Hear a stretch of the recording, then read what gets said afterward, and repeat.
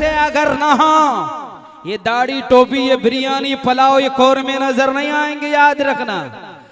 कहीं किसी काम के ना रहोगे। ये मदरसों की देन है, ये मदरसों के अंदर ये सारी तालीम दी जाती है जिसके बरकत से आप हिंदुस्तान में बड़ी शान और शौकत के साथ जी रहे हैं। ये मदरसों का ही देन है साहब। अगर इन मदरसों से हिंदुस्तान को दारुल हरब का फतवा न लगता, हिंदुस्तान से अंग्रेजों को जाने का निकालने का फतवा न लगता, आज आप गुलाम होते। इन मदरसों का देन है कि अब आजाद है, आजाद है। रात के 3 बजे रात तक आपको कोई टच करने वाला नहीं, आपको कोई छूने वाला नहीं। आप मोहब्बत की शामियाने के नीचे अल्लाह व रसूल की बातें सुन रहे हैं और समाअत फरमा रहे हैं। ये मदरसों का ही किसका देन है भाई? मदरसों का। तो मदरसे कौन चलाएगा? इब्लीस, कारून, फिरौन?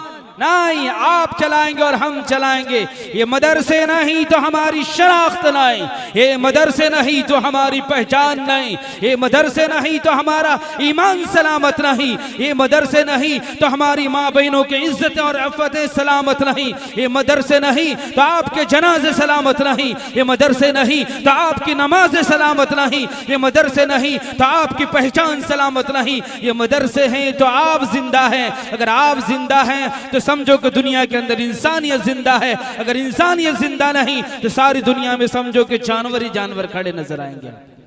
तो इंशाअल्लाह मदरसों की हिफाजत करेंगे। ओम भूर्भुवस्सुवः, ये आप लोगों ने सुना होगा, इसको गायत्री मंत्र बोलते हैं। हमारे हिंदू भाई हर सुबह शाम इसको गाते हैं। आज मैं गायत्री मंत्र का तर्जमा इस्लाह मुआशरा का जलसा है। मैंने सूरह मोमिनून की आयतें पढ़ी है, उसी की तनाजुर में वहदानियत, रिसालत और क्या बोलते हैं सिख भाइयों और हिंदू भाइयों की किताबों के हवाले से इस 2 घंटे में जो कुछ मैं समेट पाऊंगा, समेटने की कोशिश करूंगा इंशाअल्लाह। आप मुझे बहैसियत मुकर्रिर नहीं, मुझे बहैसियत तालिब इल्म सुनने की कोशिश करें। ओम भूर्भुवस्सुवः तत्सवितुर्वरेण्यं भर्गो देवस्य धीमहि धियो यो न प्रचोदयात्। गायत्री मंत्र समझो ये पूरा अलहम्दो शरीफ का तर्जमा है। आ करम या करम ये साधुनाम धराश चापि धनानिशे भोक्षन्ति निरकुकरशरुदतामपि भारत यदा यदा धर्मस्य गला निर्भवति भारत अभियुद्धानं धर्मस्य तदात्मानं सृजयाम्यहं परित्तरणाय साधूनां विनाशाय च दुष्कृतां धर्म संस्थापनार्थाय संभवामि युगे युगे।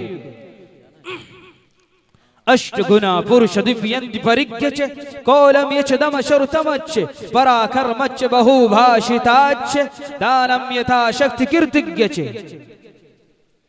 यत्तरानन्दाशमुदाशमुदा परमुदास्ते कामाशतराप्त कामास्तत्र मामिम्रतं कुधि शंबलगराम मुख्यस्य ब्राह्मणस्य महात्मना बहुनिष्निश कलिकपरा दुर्व्यशति अश्वमा शुगमा रोहम देवदत्तम जगत्पति असिना साधु दिमनुमनिश्चेश्वर्य गुणान्विता तमेव शरणं गच्छ सर्वभाविना भारत तत्प्रसादात् परम शांति स्थानं प्राप्ति शाश्वतम्।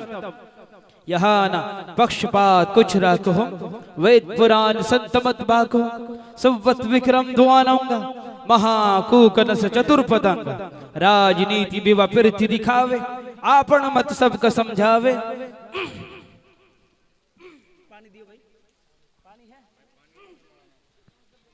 सुरन सतचुदर सच्चारी तिनको वंश भयो अति भारी तब तक सुंदर मादी कोया बिना महामद पार न होया हर सुंदर निर्माण न होई तुलसी वतन सच सच होई।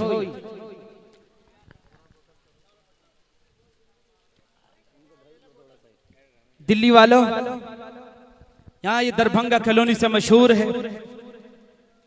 दरभंगा के अंदर एक शैतान पैदा हुआ, जैसे पंजाब में भी एक शैतान पैदा हुआ था, अभी हुआ है, ताजा ताजा हुआ है। उसकी शैतानी से शैतानियत के भाप बोल रहे उसके असरात नुमाया हो रहे हैं, जिसका नाम आप लोगों ने दरभंगा वालों और दिल्ली के लहरने वालों सुने होंगे, जिसका नाम शकील बिन हनीफ है।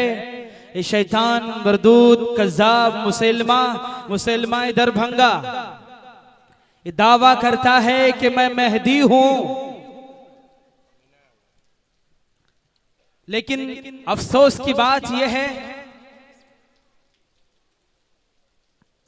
कि हम मुसलमानों को अकीदे के मामले में बहुत ज्यादा ख्याल करना होगा अपने आप का।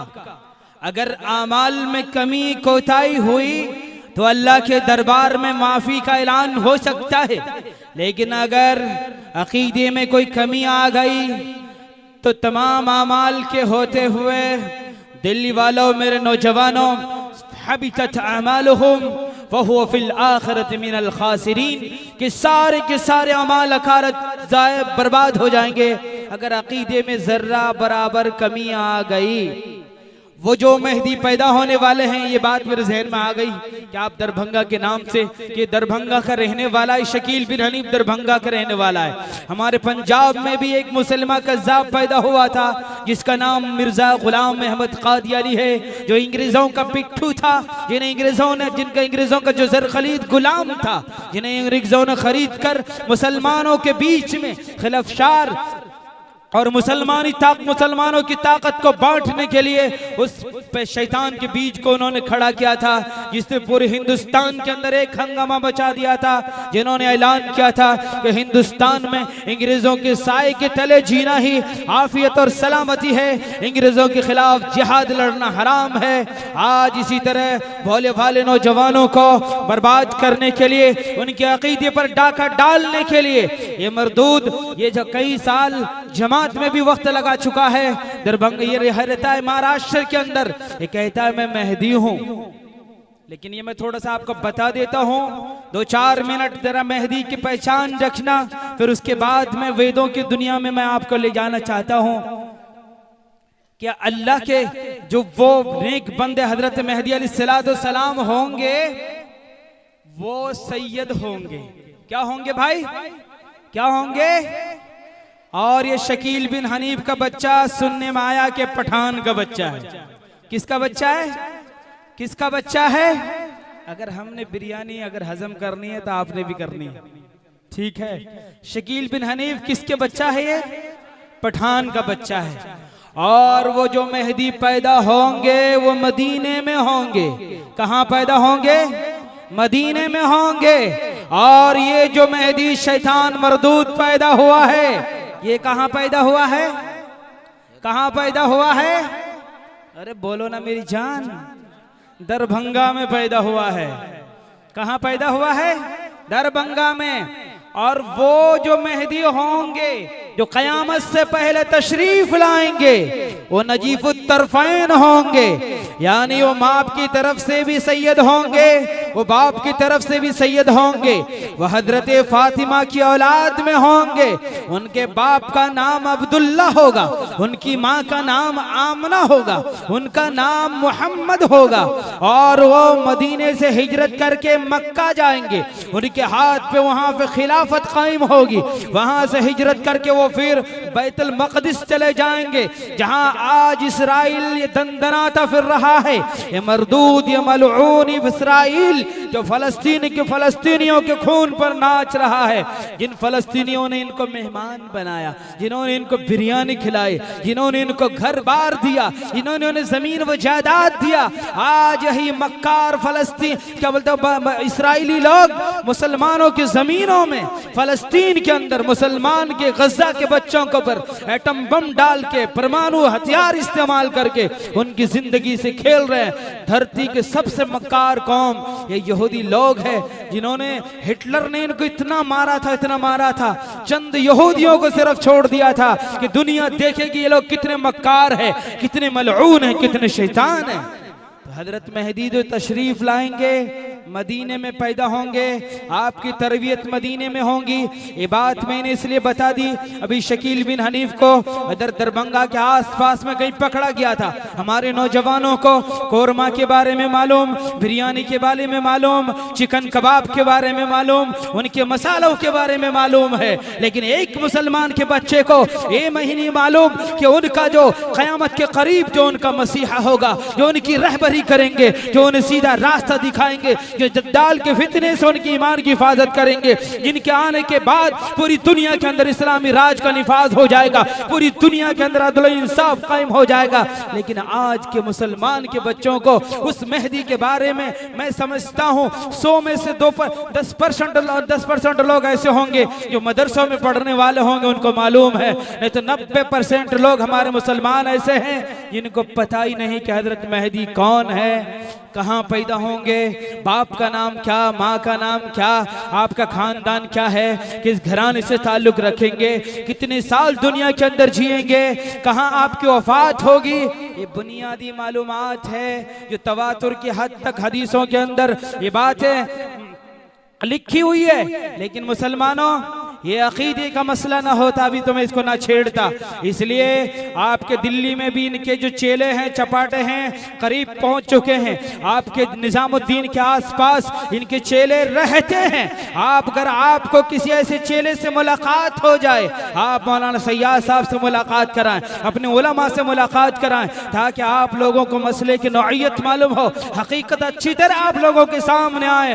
वरना गुमराह होने का बहुत चांस है, और गुमराह होने का बहुत खतरनाक ये वबा फैला हुआ है आपके शहर के अंदर। और ये बंबई, महाराष्ट्र, ये अजीब अजीब तमाशे हैं। हमारे पंजाब के अंदर भी ये लोग आ चुके हैं। कादियानियत का, शैतानियत का वो फिरका तो सबसे बड़ा पंजाब में मौजूद है। आप लोग गए कभी कादियान? मिर्जा गुलाम अहमद कादियानी मरा था बाथरूम में। कहाँ पे मरा था? लेटरिन खाने में मरा था वो शैतान मरदूद। मौलाना सनाउल्लाह मरसरी रहमतुल्लाह अलैह को कहा था, अगर मैं सच्चा नबी नहीं तो मैं तेरी जिंदगी में मर जाऊंगा और हैजे की बीमारी में मरूंगा। अगर मैं सच्चा हूं तो तू मेरी जिंदगी में मरेगा और हैजे की बीमारी में मरेगा।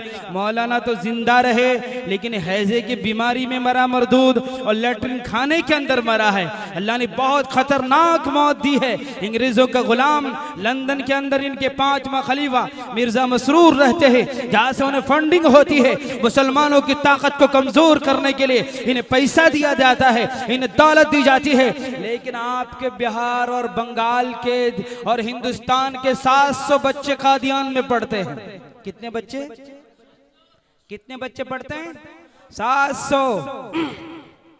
ये 700 पूरे हिंदुस्तान में फैलेंगे, ये शैतानी दाव पेच खेलेंगे और हिंदुस्तान को कमजोर करने की पूरी कोशिश करेंगे। मुसलमानों के बीच में नफरत फैलाएंगे, हिंदुस्तान की ताकत को तकसीम करने का ये काम करेंगे। इसलिए ये लोग 3-4 महीना अपने बच्चों को जो इनके मदरसे में पढ़ते हैं 4 महीने की ट्रेनिंग देते हैं, और बुखारी, मुस्लिम, तिरमिजी, हदीस की जो बड़ी बड़ी किताबें हैं उसके हवाले से बात करते हैं, कुरान के हवाले से बात करते हैं। आपको पता चलेगा लगता वक्त का अल्लामा बात कर रहा है, आपको पता चलेगा कोई मुफस्सिर बात कर रहा है, आपको पता चलेगा कोई क्या बोलते कोई कारी बात कर रहा है, कोई आलिम बात कर रहा है। लेकिन ये इब्लीस के नुत्फे, ये काना दज्जाल के बच्चे, ये लोग फितना फैलाने के लिए जिन आयतों से हम अपने आका की आखिरी नबूवत साबित करते हैं, उन्हीं आयतों में धोखा देके, घोटाला करके ये लोग मिर्जा गुलाम अहमद कादियानी की नबूवत को, इस कादियानी फितने की शैतानियत को लोग साबित करते हैं। इसलिए मुसलमानों, आप बेदार हों, वक्त की इन फितनों से आगाह हों, क्योंकि मेरे भाई अगर इन फितनों से आगाह न हुए, मेरे आका ने फरमाया क़यामत के करीब ऐसे फितने जाहिर होंगे जैसे अंधेरी रात की तरह, कि जिस तरह अंधेरी रात के अंदर किसी को रास्ता दिखता नहीं, कहाँ पैर रखे कहाँ किधर जाएं, इसी तरह ऐसे फितने क़यामत के करीब जाहिर होंगे कि इंसान परेशान हो जाएगा, मैं किधर जाऊं, किसके पास जाऊं। हर आदमी दावा करता है कि मैं सच्चा हूं। मिर्जा गुलाम अहमद कादियानी के चेले कहते हैं मैं सच्चा, मेहदी के शकील बिन हनीफ के चेले कहते हैं हम सच्चे, और कुरान और हदीस से बात करते हैं। इसलिए मैं कहता हूं मेरे नौजवानों, मेरे भाई और बुजुर्गों, दिल्ली के लोगों, सिर्फ बिरयानी कबाब के होटल आबाद करने से अल्लाह के यहाँ पूछ कर से आप बाज नहीं आ सकते, क्या बोलते बच नहीं सकते हैं। अल्लाह के नबी ने फरमाया अला कुल्लुकुम राइन व कुल्लुकुम मसूलुन अन रइयतिही, और कमा क़ाल अलैहिस्सलातु वस्सलाम कि तुम जिम्मेदार हो, तुम्हारी जिम्मेदारी के बारे में पूछ होगी कि तुमने अपनी जिम्मेदारियां कितनी निभाई, लोगों के अकीदों की हिफाजत की कि नहीं की, लोगों को फितनों से बचाया कि नहीं बचाया, या सिर्फ कोरमा बिरयानी में लगे रहे। अगर एक पुलिस वाला पुलिस की ड्यूटी सही से ना निभाए, आप और हम गाली देने लगे कि पुलिस वाला सही से ड्यूटी नहीं निभाता है। मुसलमानों तुम ये बताओ, हम ये बताएं कि अगर हम अपनी जिम्मेदारी अदा ना करें, हमारे रहते हुए हमारी बहनें, हमारे बच्चे कादियानी बन जाएं, हमारे रहते हुए हमारे बच्चे शकील बिन हनीफ के जाल में फंस जाएं, तो आपको और हमें डूब मरने की बात है, हमें दुनिया में पैदा होने की जरूरत ही नहीं थी। तो इसलिए ये बात अच्छी तरह याद रखें। हमारे घर में हम दोस्तों के सौगात को सजा के रखते हैं, दोस्तों के सौगात को हम गिफ्ट के तौर पे घरों में सजा के रखते हैं। लेकिन मेरे भाइयों, कितने मुसलमान के घर ऐसे होंगे जहां कुरान की तफसीर मौजूद हो, जहां मेरे आका की सीरत मौजूद हो, जहां इस्लाम की तारीख पर किताबें मौजूद हो। आज आप में से हाथ उठा करके बताओ, मैं कहले कितने % लोग हैं जिन्होंने नबी की सीरत को कंप्लीट तौर पे, मुकम्मल तौर पे अपनी जिंदगी में पढ़ा हो? बिल्कुल भी नहीं। ये कौम जो पूरी दुनिया को रास्ता बताने के लिए पैदा हुई है, अल्लाह के नबी ने फरमाया उरसिलतु इलल खल्क़ि काफ़ा, कहे लोगों मैं तमाम इंसानों की तरफ, मैं आपको वेदों की दुनिया में मैं वो मंत्र का तर्जमा बताऊंगा। जरा मैं थोड़ा सा आपको जगाना चाहता हूँ, एहसास दिलाना चाहता हूँ कि आप कौन हैं। आपके ऊपर बहुत बड़ी जिम्मेदारी डाली गई है। दिल्ली ये राजधानी है और राजधानी के लोगों को मैं समझता हूँ और भी बड़ी जिम्मेदारी है कि सेंटर है, ये मरकज है, या निजामुद्दीन मरकज भी है, यहाँ बड़े बड़े इदारे कायम है, दीनी इस्लामी मराकिज कायम है। यहाँ पास में दारुल उलूम देवबंद है, इसके पास में मज़ाहिरुल उलूम है, बड़े बड़े इदारे आपके दिल्ली के आसपास में मौजूद है। अगर यहाँ इस तरह के फितने पनपते रहे, अगर आपके बच्चे इसे नाश ना रहे, तो आप याद रखें कि आप बड़े मुजरिम अल्लाह की अदालत में शुमार होंगे। हम अल्लाह की अदालत में बड़े मुजरिम गिने जाएंगे। इसलिए दिल्ली वालों, आप लोगों से मेरी गुजारिश है कि अपने उलमा से राब्ता करके इन फितनों के ऊपर, कादियानियत के ऊपर और ईसाइयत के ऊपर हमारे उलमा ने बड़ी बड़ी किताबें लिखी है। हर हिंदू मजहब के ऊपर, हर फिरके के ऊपर किताबें लिखी गई है। आपके घर में एक छोटी सी लाइब्रेरी हो जिसके अंदर हिंदी में, पंजाबी में, इंग्लिश में जो जुबान जानता हो उस जुबान के अंदर किताबें मैसर होनी चाहिए, हमारे घरों में दस्तयाब होनी चाहिए। कि जब हमारा बच्चा कॉलेज से आ जाए, जब हमारा बच्चा यूनिवर्सिटी के अंदर से आ जाए, जब उसे मौका मिले तो 10 मिनट इस्लाम की तारीख को पढ़े। आप पंजाब के वादी में जाएं, आप अगर गोल्डन टेम्पल गए होंगे तो गोल्डन टेम्पल के अंदर सिख भाइयों ने एक तस्वीरें लगा रखी है। एक सिख भाई से हमारी मुलाकात हुई, हमने कहा साहब ये क्या है? बोले ये क्या है जनाब आली? तस्वीरों के अंदर मुसलमानों को जालिम दिखाया। मैंने कहा आप कहते हैं अव्वल अल्लाह नूर पाया कुदरत दे सब बंदे, एक नूर तो सब बुझे कौन पले कौन मंदे। बोलते साढ़े विच कोई तफरीक नहीं, भेदभाव नहीं। बोलते जनाब तो फिर ये तस्वीरें बताती है कि मोहब्बत नहीं, ये नफरत है। तो इसलिए आने वाली जो नस्ल है, इस नस्ल को नफरत नहीं मोहब्बत की जरूरत है। एक सिख भाई से मुलाकात की तो हमने उनसे कहा आप गोल्डन टेम्पल के 4 दरवाजे बनाए उन लोगों ने। कितने दरवाजे? 4 दरवाजे। मैंने कहा भाई आपने 4 दरवाजे क्यों बनाए? उन्होंने कहा हिंदू, मुस्लिम, सिख, ईसाई 4 धर्म के लोग हैं, 4 धर्म के लोग आए, हर एक के लिए दरवाजा खुला हुआ है। हमने कहा ज्ञानी जी 4 धर्म तो है ही नहीं है, बहुत सारे धर्म हैं। बुद्धिस्टों के मानने वालों के लिए फिर अलग दरवाजा हो, कन्फ्यूशियस के मानने वालों के लिए अलग दरवाजा हो, बौद्धों के क्या बोले जैनियों के लिए अलग दरवाजा हो, और भी बहुत सारे दुनिया के अंदर मज़ाहिब है तो उनके लिए अलग दरवाजे कायम किए जाएं। तो नहीं, मोहब्बत तो एक दरवाजे से होगी ना। एक ही सफ में खड़े हो गए महमूद और याज, न कोई बंदा रहा न कोई बंदा नवाज। कि नमाज की कैफियत देखे, यहाँ बादशाह भी खड़ा है, यहाँ वजीर भी खड़ा है, यहाँ MLA भी खड़ा है, यहाँ मुखिया भी खड़ा है, यहाँ सरपंच भी खड़ा है। कोई तफरीक है? दसो जी, कोई तफरीक है? नहीं है। तो मोहब्बत ये कि एक सब में खड़े हो जाए, मोहब्बत है कि एक दरवाजे में आए, इत्तेहाद ये है कि एक गले से मिल के आए। तो ये मोहब्बत है। चार दरवाजों को होना मोहब्बत की निशानी नहीं है। लेकिन हमारे नौजवानों को तबलीग का तरीका नहीं आता, उन्हें दावत देने का तरीका नहीं आता। वो दावत देते हैं सिर्फ कोरमा पुलाव, कुरान खाने की दावत। आज कोरमा बनेगा, पुलाव बनेगी, बिरयानी, माशाल्लाह, चेहरे लाल खा खा करके। लेकिन वल्लाह बताओ, 80-80 साल के लोग बूढ़े हो गए, लेकिन आज तक उसकी नमाज दुरुस्त नहीं हुई है। बताओ, 50-50 साल के लोग हो गए, उन्हें नवाकिज़ नमाज ने वज़ू नहीं मालूम, वाजिबात नमाज नहीं मालूम। दिल्ली वालों, मुसलमानों, हिंदुस्तान के नौजवानों, मेरे बुजुर्गों, डूब मरने की बात है कि जो अल्लाह हमें खिलाता पिलाता है, उसके सामने पूरी जिंदगी हमने पूरी धरती में रह करके पूरी जिंदगी में हम नमाज भी ना सीख पाए। तो इससे बड़ी बदतमीजी, घोटाला, बेईमानी, क्या बोलते हैं, नाशुक्री की और क्या बात हो सकती है? उस अल्लाह के सामने हमें खड़ा होने का तरीका भी मालूम नहीं है। थोड़ा पानी दीजिएगा। नींद तो नहीं आ रही ना?